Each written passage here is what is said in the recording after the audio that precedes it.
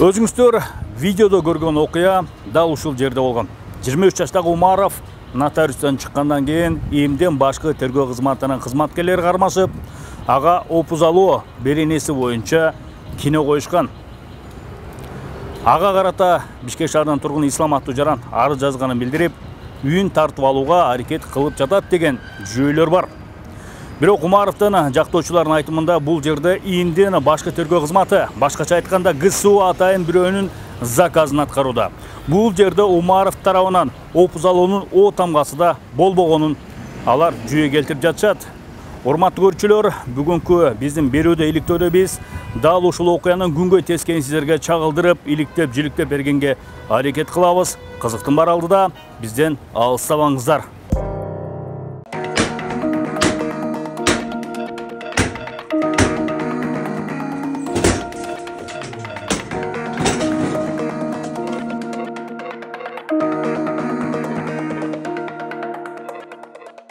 23 жаштаган баланы террористти кармагандай спецназ менен барып туруп, басып калып атат. Бул деген чистейший заказ, чистейший заказ, чистейший беспредел. Беспределдин беспредели болуп атат. Ислам экес өткөзүп берем деген элеңиз, үйлө битиптир, эмне болду десем өткөзүп бербейм. Эмне келет колуңуздан? Ооба, менин күйөөм карыз болчу. Карыздын эсебинен үйдү бергенбиз деп туруп, исламга жөн эле временный Кыргызстан гражданин болгон үчүн ислам кайындасын оформить этилген да. Эмени кармадык, вымогательди кармадык. Это вымогательство жок. Ал деген карыздын ордун алынган үй. Заявленияны ислам жазып атат. Ислам кездес жок ал үйгө. Тентек ушу мыйзамсыз нерселерди табабыз деп аракеттенген, эч кандай ордер, обыск на арест, ордер на обыск дегендер. Бул үйгө жок болсо керек эле. Бул атасынын үйү болот, түшүнгөнүм боюнча. Атасынын үйүнө тинтүү деген жок. Бул вообще бөлөк адрес. Сейфти ачып алып берип аткан ар бир оружияга, ар бир тапанчага мынакей могул эмеси, тапанчанын документи, номерин карагыла, сверодетке деп бардыгын номери менен берилген. Бүт документально. Анын баары документально. Тергөөчү өзү менин көзүмчө ошол документтерди бар алып кетет. Улан Ниязбеков, иним, сага да кайтып кететмин. Пресс-службаңдын кичине мындай презумпция невиновности дегенге үйрөтүп койсоңор боло. Бул эмне деген акмакчылык? Уят деген болуш керек да. Суроо, мен бул пресс-службанын ушу пресс-релиз үчүн сотко беремин. Мухаммед мен Ислам деген чогуу жүргөн, экөө чогуу, бул иним болот деген, экөө чогуу жүрүп, кээде керектүү акчалар жетпей калса, ошо Ислам деген бала акчаны берип турчу. Ошо Исламдын акчаны таштап кеттим. Исламдан алып алгыла. Ошондон алып албадым. Умаров камалгандан кийин анын жашаган үйүндө тинтүү жүргөн. Көйлөрдүн айтымында милиция 20 минутада үйүн тытып, калтага илине турчу бир нерсе издешет. Бирок көзгө басарлык эч нерсе таба алышпайт. Мынердеги биринчи этаждагы үйдө жашайт. Могу жерде үйдө жашаган бе? Ооба. Постоянно ушул жерде жашап келе? Постоянно ушул жерде жашайт. Ikkita баласы айласы менен. Мына могу үйдө? Ооба, шу үйдө. Биринчи келип ушул жерде тинтип атат да, жана милиция келип, ГСУ келип. Жок, биягы. Биринчи биякты кылганбы? Тинтүүнү же тиякты кылды атасынын үйүн? Уяк кулуп болгон, бузуп киришти. Биринчи биягы тинтип. Биякты тинтишти биринчи.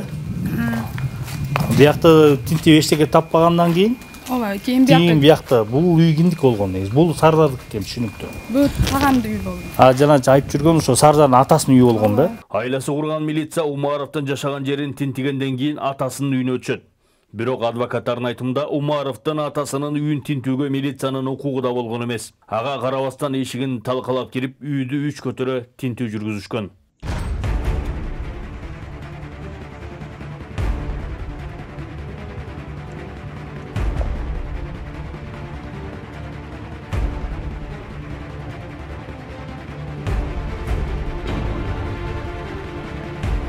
Бир видеолор көрдүк, аябай эчтер таңкалап үйдү чачып салган экен да. Ошолорду көрсөтүп берсеңиз, эмне болду, кандай болду?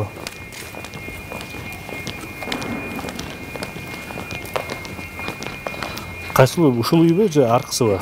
Жок, мыш үйдө. Ушул үйдөбү? Шу үйдө. Бу эшикти таңкалап киришти ошондо? Ооба, бу жерде азыр тагам жок, эшикти кулплап кетишкен да. Шу жерде эшикти бузуп, итлер менен жөн эле жаман болуп киришкен. Сиз да ошол убакта болгонсузбу биякта? Мен болгон эмесмин. Эч ким болгон эмеспи бул жерде? Сардар өзү келип эмне болгон.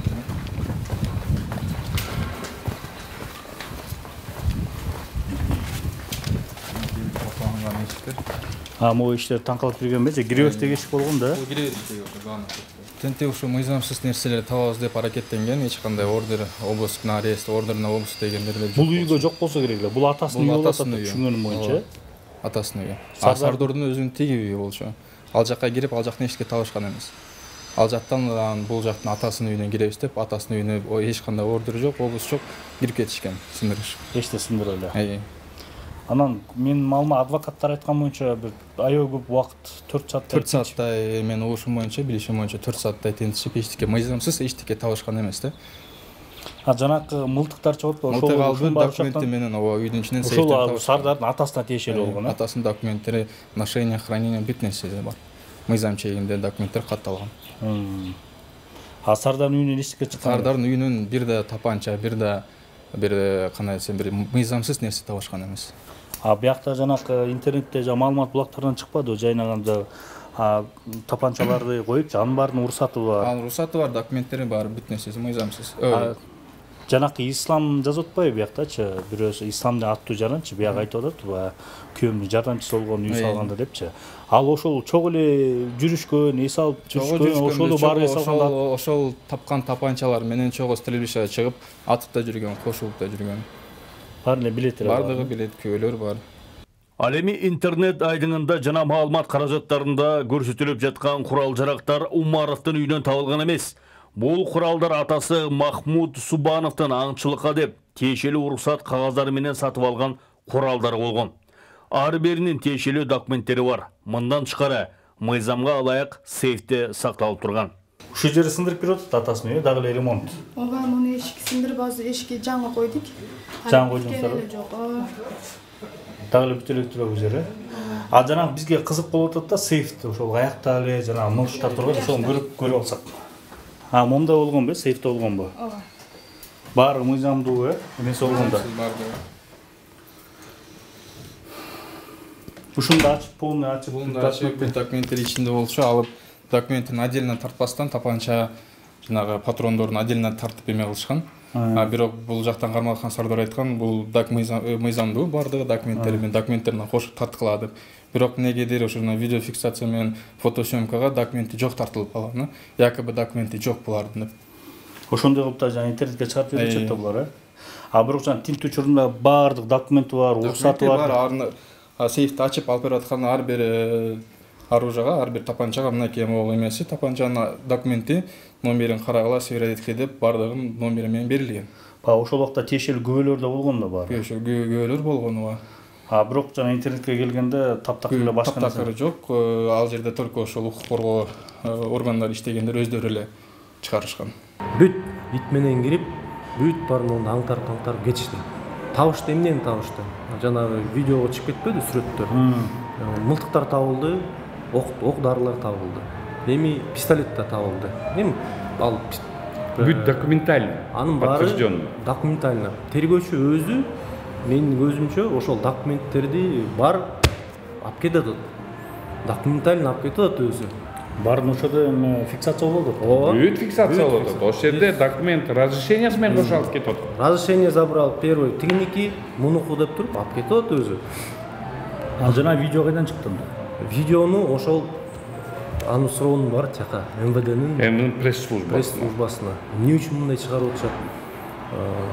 Азыр мынакей МВДнин пресс-службасы берип атат. Как будто мунун үйүнөн чыккандай да. Үйүнөн чыккан жок да, бул атасынын үйүнөн чыгып атат. Атасынын бүт документтери бар, разрешитель. Бизде тем более видеофиксация бар бул боюнча, полный. Анан хорошо. Мунун ушундай жагдайлардын баарын кылышты. Таңкы саат 5ке чейин жүрдүк. Индин басма сөз кызматы маалымдоо каражаттарына тараткан тасмасында бул курал-жарактар Умаровдун үйүнөн табылды дегендей таризде маалымат беришкен. Буга байланыштуу Умаровдун жактоочусу Канат Хасанов индин басма сөз кызматын сотко бере тургандыгын билдирди. Сардордун камашы боюнча бул деген чистейший заказ, чистейший заказ, чистейший беспредел. Беспределдин беспредел болуп атат. Бул мындай болбойт, мындай болбойт. Эми тет жерде эмеге, телевидение алартоо үчүн чыгарып атышат. Эмени кармадык, вымогательди кармадык. Ата вымогательство жок. Ал деген карыздын ордуна алынган үй.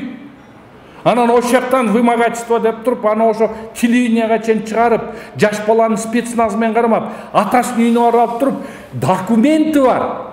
Сейфте турган, законодательство боюнча сейфте туруш керек оружие. Документтери менен бүт ошолордун бар турган нерсени, ошондо мыйзам бар. Охотничий оружиең болсо, сейфте туруш керек. Сейфте көрсөтүп атабыз, сейфте.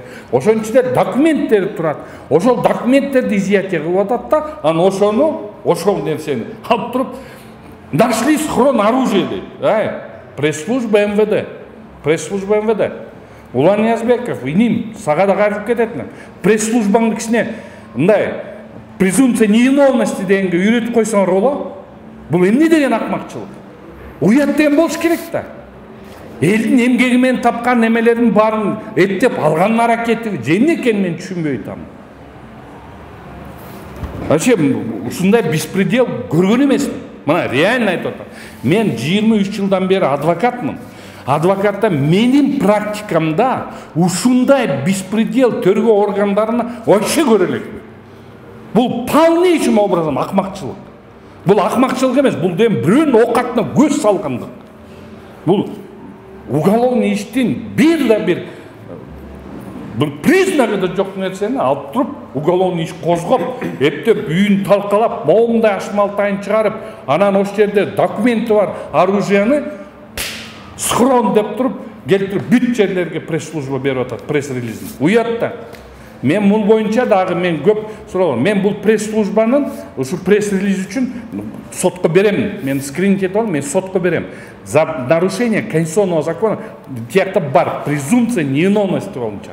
Бул боюнча жоопко тартам мен пресс-службаны. Бул толугу менен акмакчылык.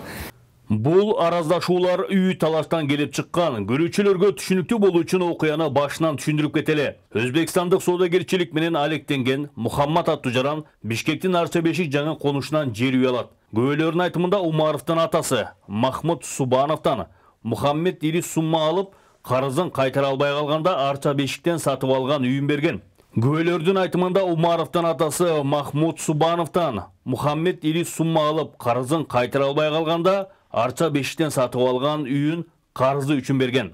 Бирок үй Мухаммаддын жардамчысы Ислам аттуу кыргызстандык жарандын кайнатасында катталып болгон. Бул жагдай тууралуу Мухаммаддын жубайы Шахсанам Хасанова төмөнкүлөргө токтолду. Мен Хасанова Шахсанам, Өзбекстан жараны болом.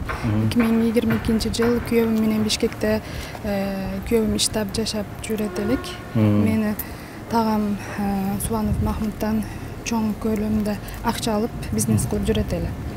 Күйөөңүз ошо такеңизден, тагаңыздан. Ооба, тагамдан. Ошондо буну ошо анча жыл кадырданы болгон, ислам состояниясы жакшы болбогон. Ислам деген жардамчысы. Ооба. Ошону айласыга карап, унга ham жардам берип жүрөт эле. Мен да күйөөм да Өзбекстан жараны болгонубуз үчүн үйү исламдын намыга отуга алып турабыз дегенбиз да. Бишкектен үй алып атасыздар силер. Ооба, биз үй салдырып чоңарттан үй алып, анан салдырып атасыздар. Ооба, ошол жерде үстөлө бар, ошо үйдү мени ham күйөөмү ham паспортубуз өзбек болгон үчүн уну номуга коебиз дегенбиз, отуга исламмы. Мен ислам менин документтерим жакшы эмес, болбойт дегенде, кайнатасы жакшы адам. Кайнатасынын номуга алып турганбыз да. Временный. Каттатканга убактылуу, Ооба, мени да кайнатасы тааныйт. Биз барды келди кылып жүрөт элек. Эми мындай кылат деп билбегенбиз. Ислам өзүнө да иштебеген, акчасы жок. Балдарыга, аялыга дагы күйөөм карайт эле. Жардам берип турат. Ооба, мени энди күйөөм Өзбекстанга кетип, иши банкрот болуп кармалып калды. Мен барсам, мен тагаңдан кыжалат болуп атам.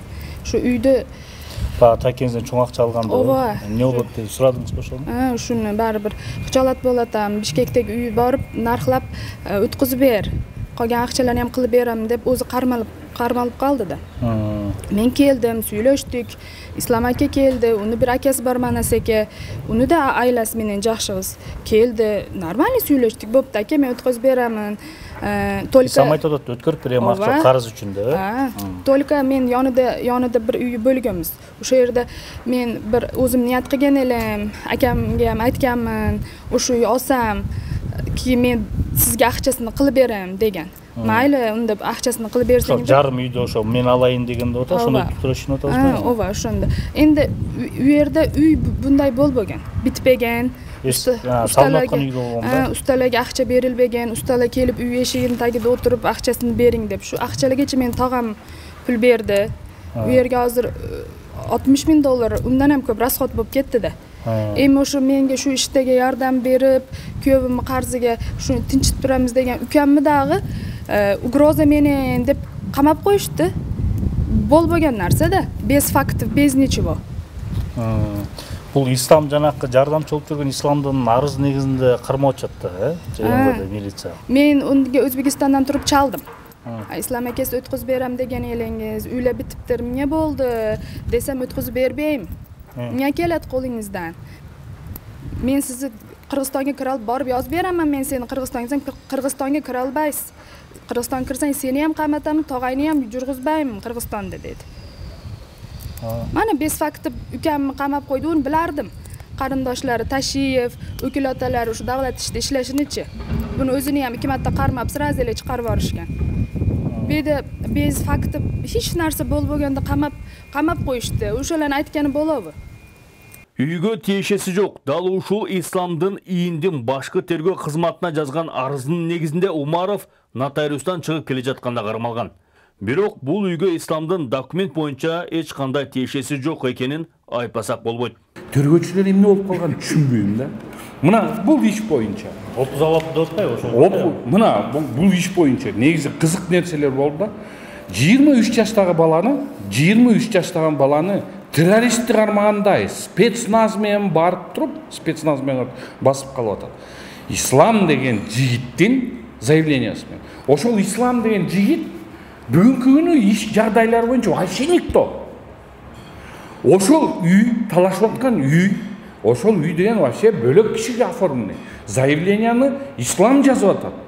Ислам кездес жок ал үйгө. Ошону барып туруп, террорист кармагандай, ошонун договор купли-продажа.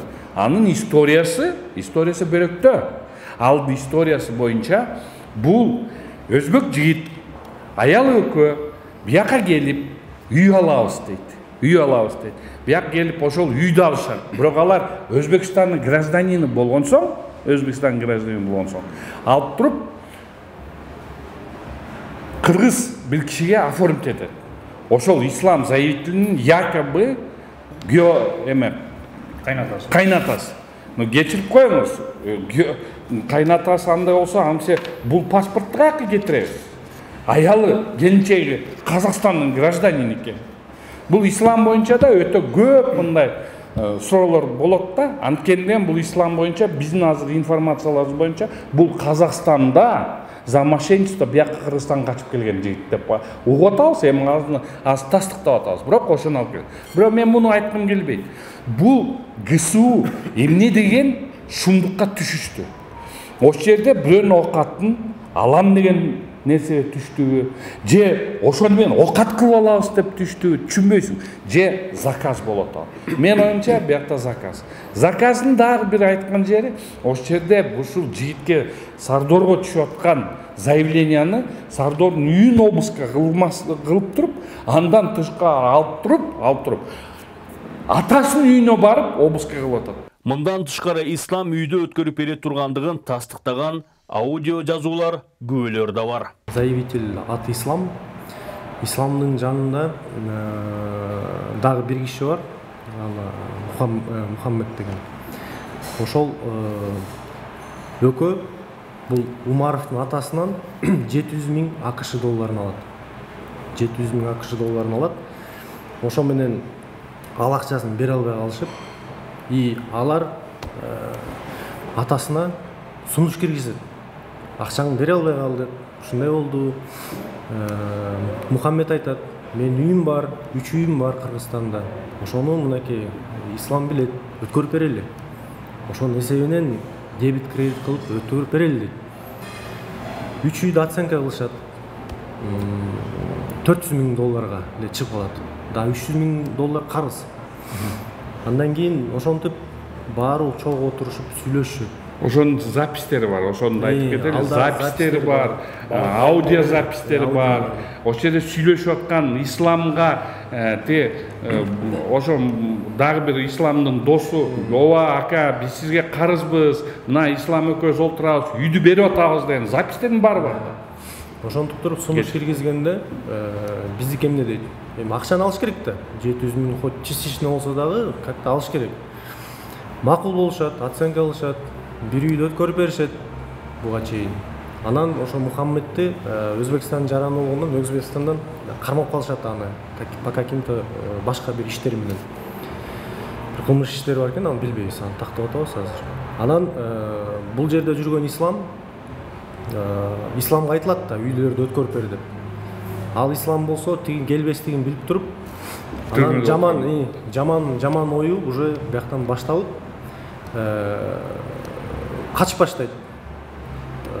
Бул Умаровдун атасынан качып баштайт, Умаровдон качып баштайт. Эртең бүгүн өткөрүп берем деп жүрүп, бул Умаров бар, тигил ислам барып туруп, ГСУ МВДге барып арыз жазып коет. Бирок бияктан бир айтып кете турган нерсе, бирок ислам берем деп тигингөнчө убада берген. Ошол убаданын негизинде бул качып жүрөт да. Качып жүрүп атканда тагда кимдин атасы Суанов ошол Ленинский ровдга кайрылат. Момда Баланчаев түкүнчө, момда болду эле. Сардор Умаров өзү кайрылып атпайбы алдын ала? Сардор Умаров мурун кайрылып атат Ленинский ровдга. Мынакей азыр айтып кетейин ошол жерде. Ошол жерин айта кетсең. Ошентип качып жүрүп ислам ГСУ МВД заявление жазат. ГСУ МВДде 13 мына апрелде 2023 жылы иш козгойт. Опу залы боюнча. Иш козгойт. Аны Умаров билбейт. Андан кийин бул Умаров менен контактка чыгып баштайт. Контактка чыгып баштап, Умаровдон кайра эртең бүгүн дегенден байланыштуу Умаров барып 3 мынакей майда Ленинский ровдга барып арыз жазат. ГСУ козгогондон кийин барып арыз жазат. Муну билбейт. Тиги качып жүрөт. Анан кийин акчаны бербесе эмне кылат Умаров? Мыйзам чегинде барып заявление жазат. Мынакей арызы турат мынакей. Ушундук мынакей 700 000 биздин үй бүлөгө карыз бербей жүрөт, качып жүрөт деп исламдын үстүнөн жазып атат мындан кийин. Ошону подтверждать этип атат. Ташкенттеги ошо исламдын досунун аялы ушул жерде ошол подтверждать этип атат, объяснительный. Ооба, менин күйөөм карыз болчу. Карыздын эсебинен үйдү бергенбиз деп туруп, исламга жөн эле временный Кыргызстан гражданин болгон үчүн ислам кайындасына оформить этилген да. Ошо Шохсанам деген Шохсанам эжеке ал айтып атат. Тиги баягы Өзбекстан жаранын аялы. Ал келип тиякта камалып калды тиги. Анан өзү келип, ана сама участвовал да, биякта катышкан.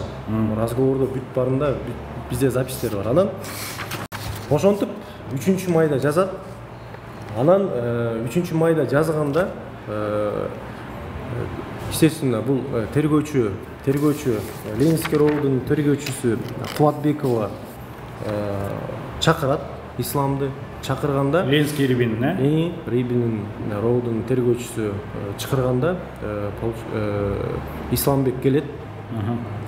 Энеси менен келет, өзүнүн энеси менен кабинетке кирди дейт. Мен да тергөөчү менен сүйлөшүп келдим. Аяктан да маалыматтарды алдым. Могул копиянын баарын ошондон алдым. Анан сурасам, тергөөчү айтты, кирип келишти дейт. Кирип келгенде эле, ай ушуну токтот деп энеси айтыптыр. Исламдын энеси айтыптыр. Умаровгачы, Сардорбек токтот муну, мынакей кызыл китеп мен муну ал деп өзү берипти. Баласына айтыптыр исламга. Бунун Кудай турат, Кудайды кара. Эртең жооп берип каласың. Оформить этип берип кой деп. Бул сенин үйүң эмес деп. Сенин үйүң эмес бул деген тиги Мухаммедтики деп берип сал деп айтат. Ошонткенде эле тергөөчү анда мага эмне келиңер эшикке чыккыла деп туруп чыгарып ийет буларды. Өзүңөр сүйлөшүп алгыла. Анан деп туруп эшикке чыккандан кийин ислам айтат. Бул Умаровго. Мунун баарын кел токтотолу, иним. Мына үйдү мен өткөрүп берейин. бүгүн эми мынакей майрамдар болуп калды. Майды маш болуп калды. Ооба, 3-май болуп атпайбы мынакей. Майрамдар болуп атат. Барып сага деген өткөрүп берейин. Биринчи рабочий күндө. Ошондо онуна туура келмек. Онунда эртең менен булар жолугуп атпайбы? Тиги Умаров болсо, атасынын карызын, ушундай турбайбы деп, жаш бала да 23 жашта бала. Барып туруп, каяка кол коеюн деп нотариуске кирип, кол коюшат, бүттү. Ошондон чыкканда эле содержание болуп алып кетишет. Биз иликтөөнүн жүрүшүндө талашка түшкөн үйдүн курулушун жүргүзгөн жумушчулар менен да маек курдук. Алар дагы ислам болгону, Мухаммадтын жанында жүргөн адамы, жардамчысы болгонун тастыкташты. Мухаммед менен ислам деген чогуу жүргөн, экөө чогуу, бул иним болот деген, экөө чогуу жүрүп, кээде керектүү акчалар жетпей калса, ошо ислам деген бул акчаны берип турчу. Ошо исламга акчаны таштап кеттим. Исламдан алып алып.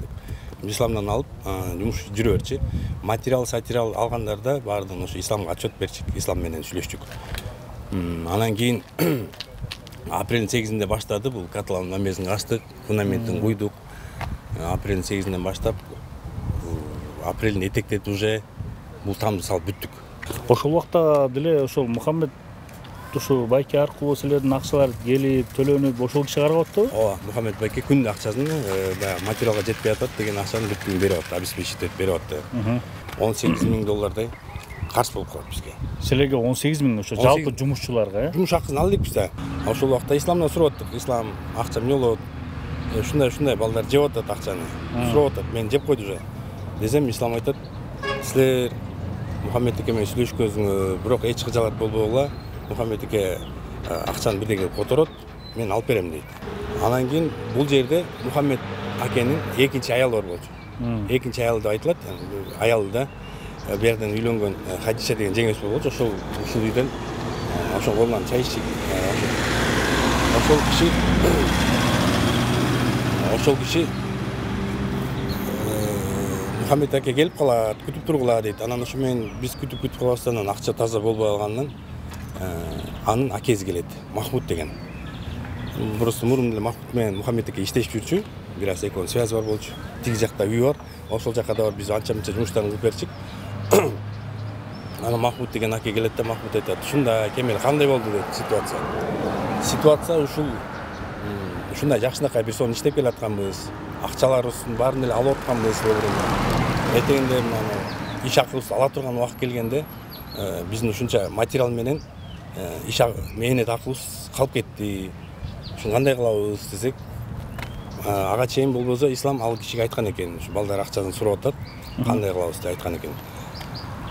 Анан кийин ушул үйдөн, ушул жерден отуруп тегерек стол болуп сүйлөшөбүз.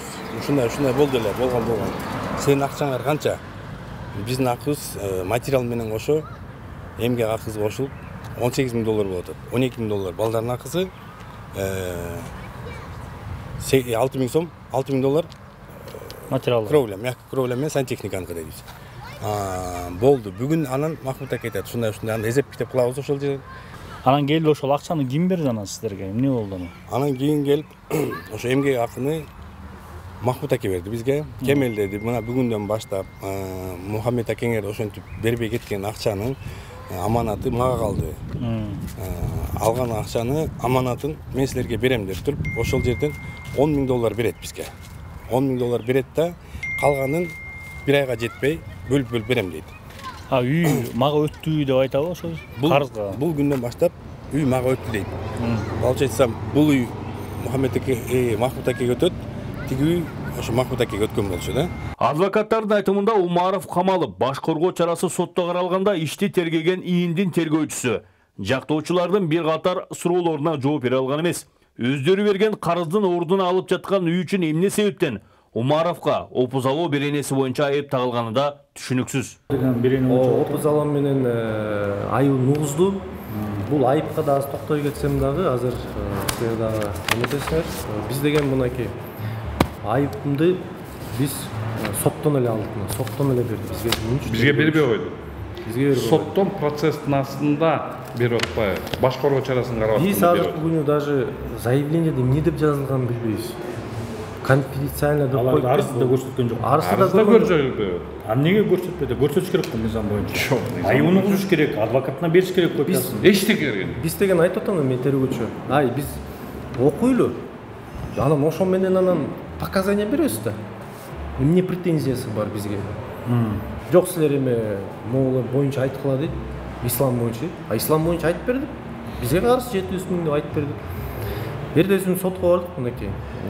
2 күндөн кийин мына эртең менен барып сотко бардык. Сот учурунда мына бөгөт коюу чарасын сот тандап атканда биз тергөөчүгө аябай көп суроо бердик. Эң биринчи эле суроолордон мынакей эми айыптоо корутундусу турат. Бул корутундуда жазылып турат. Умаров ушундай кылып опузалап Осмонжанов Исламбекке 450 миң доллар зыян алып келди дейт. А биз сурап атабыз да. Подождите, могу жерде мен кичине эметип кетейин. 450 миң ущерб деп коюп атат. Тергөөчү коюп атат. Бирок сурап атабыз. Бүгүнкү күнү ошол үй ошолордун эле атында калдыбы десе, ооба дейт. Аны сен кайсы негизинде сен 450 миңди коюп атасың десе, унчук албайт. Могу бизге корутундуну ошол жерде гособвинители бар, прокурор, ошолордун көзүнчө берип атат бизге. Бул эмне деген, ошол жактан биз урушуп баштадык. Бул эмне кылганыңар? Бербейсиңер мына азыр мера пресечения алып баратасыңар башкаруу чарасы. Эмне бербей атасыңар десем, азыр это секрет деп кайра монтупка келсейт. Анан кийин дагы бир айтып кете турган нерсе. Досмотр эменин үйүн тинтүү жөнүндө соттун решениясы жок, өзү эле вынужденная мера деп туруп жазат. Тергөөчү. Бирок вынужденный мерада Сардордун үйүн тинтүү. Атасыныкына жок. Атасыныкына ошол жактан биз көргөн жок, азыр эле жасап салбаса. Ошол малда тура, ошол малда атасынын үйүнө тинтүү деген жок. Бул вообще бөлөк адрес. Бул мындайча айтканда бул иште бир да вымогательство боюнча, опузалоо боюнча бир да состав преступления жок. Бул иш боюнча толугу менен бүт фальсифицированный, даже фальсифицированный эместен бул коркутуу жолу менен эптеп өзүнүн бир какой-то бир цель преследовать этип аткан ГСУМБД. Умаровдун иши боюнча биз ИИМдин басма сөз кызматына кайрылдык, бирок бизге эч кандай расмий жооп бере алышкан жок. Азырда качасам даяр эмес азырда эчтеке деп. Бул иликтөөнүн биринчи бөлүгү болду. Экинчисинде биз арыз жазган исламдан, ишти тергеген тергөөчүдөн маалыматтарды, алардын версияларын укканга аракет кылабыз. Бир катар кызыктуу жана жаңы жагдайларды кенен чонон айтып беребиз. Стоп беспредел каналын акмалап туруңуздар.